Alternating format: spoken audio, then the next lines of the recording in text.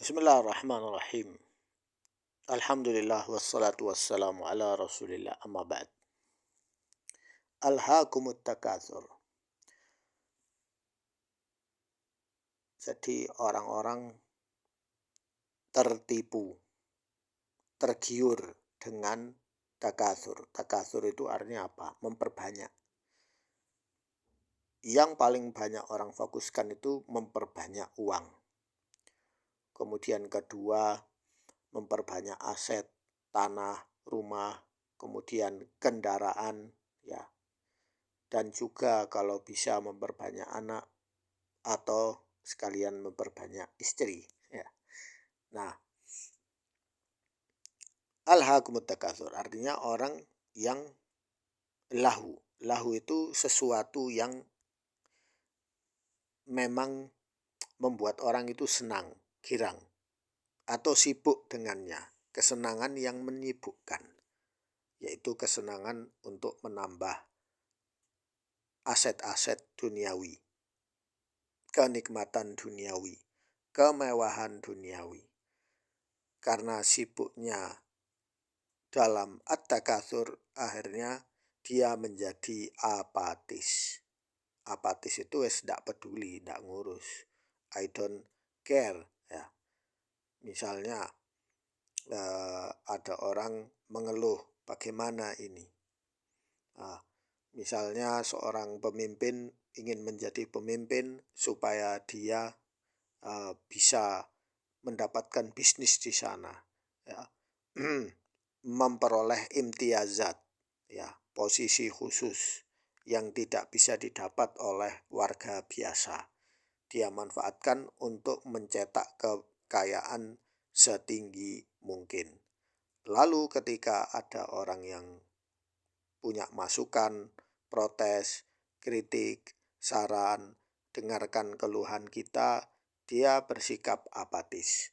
Ya, biarin aja, masyarakat tidak ngerti, ya, rakyat tahu apa, ya, rakyat bisanya cuma protes ini dan itu. Dia pun bersikap apatis.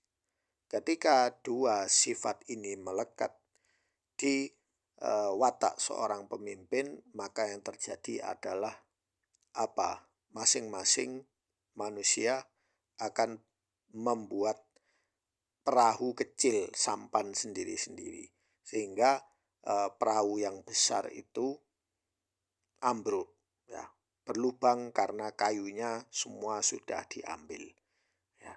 Ini terjadi di zaman Kesultanan Utsmani. Jadi Kesultanan Utsmani itu runtuh tidak secara mendadak begitu saja. Yang kita tahu kan di YouTube, di Facebook, bahwa Daulah Utsmaniyah itu dikhianati oleh negara Arab sehingga akhirnya runtuh. Jawabannya itu salah, ya. Memang benar negara Arab itu mereka memberontak melawan Daulah Utsmaniyah. Tetapi itu hanya satu faktor atau secuil faktor dari ratusan faktor yang sudah mereka lakukan Daulah Utsmaniyah sehingga negara ini runtuh. Daulah Islamiyah besar yang sempat memerintah ratusan tahun runtuh. Apakah runtuhnya itu karena pengkhianatan dari negara lain?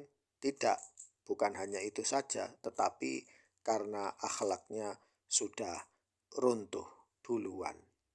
Ya, di Daulah Utsmaniyah itu masyarakatnya banyak yang mulai minum khamr, ya, banyak yang mulai berzina, ya. Ada juga yang melakukan fawahish, kekejian, ya. Kemudian budaya suap menyuap, kemudian budaya korupsi, markup dana, ditambah lagi hutang, ya. Daulah Utsmaniyah menarik hutang karena perang Muhammad Ali Pasha, ya. Kemudian pemimpin-pemimpin Daulah Utsmaniyah, ya, wanita-wanitanya mulai tidak berhijab, ya, mulai mereka mendidik mendidik orang-orang Islam dengan didikan ala orang-orang Barat, ya, masuknya sekulerisme, yaitu lebih mencintai dunia daripada mencintai akhirat, ya. Jihad berubah menjadi kepentingan kelompok, kepentingan golongan atau kepentingan partai, ya. Kemudian ketimpangan, kemiskinan. Salah satu alasan negara Arab memberontak itu karena terjadi ketimpangan. Negara-negara Arab miskin, ya, banyak penyakit, wabah, sedangkan Daulah Utsmaniyah, Turki, ya, rakyatnya hidup enak, serba mewah, serba takasur, ya.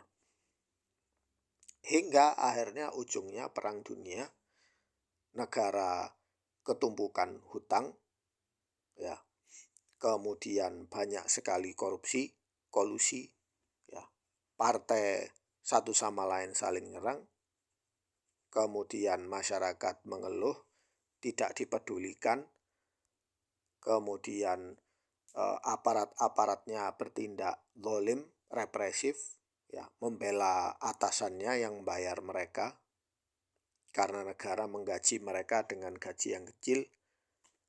Berubah al-wala'u lid-daulah, yaitu keloyalitasan untuk negara berubah menjadi keloyalitasan kepada pemimpin-pemimpin yang rusak tadi, ya. Lalu akhirnya apa yang terjadi? Yang terjadi adalah pengkhianatan besar. Lalu negara ini runtuh dengan sendirinya. Negara ini runtuh dengan sendirinya. Jadi keruntuhan negara itu dimulai dengan keruntuhan sistem ekonomi dan keruntuhan sosial. Dua hal ini yang paling mendasar. Ketika akhlak manusia sudah rusak karena mereka hanya fokus mengejar aset-aset duniawi dan tidak peduli dengan orang-orang di sekitarnya, bersikap apatis. Tidak apa-apa mahal, beras mahal, minyak mahal, yang penting saya masih kaya bisa beli. Sedangkan tetangganya susah bersusah mencari uang, itu alhamdulillah cukup untuk sekolah anaknya dan makan dirinya, ya. Tidak bisa. Negara bisa lebih cepat ambruk kalau akhlak itu rusak seperti ini. Jadi alhaakumut takatsur, itu akan, dan kebanyakan manusia baru sadar ketika dia meninggal bahwa harta yang dia kumpulkan itu ujung-ujungnya akhirnya menjadi harta waris, ya, menjadi harta rebutan anaknya, ya. Dan yang paling bermanfaat di alam kubur itu adalah hasil amalannya. Kalau dia punya harta, dia wakafkan, ya.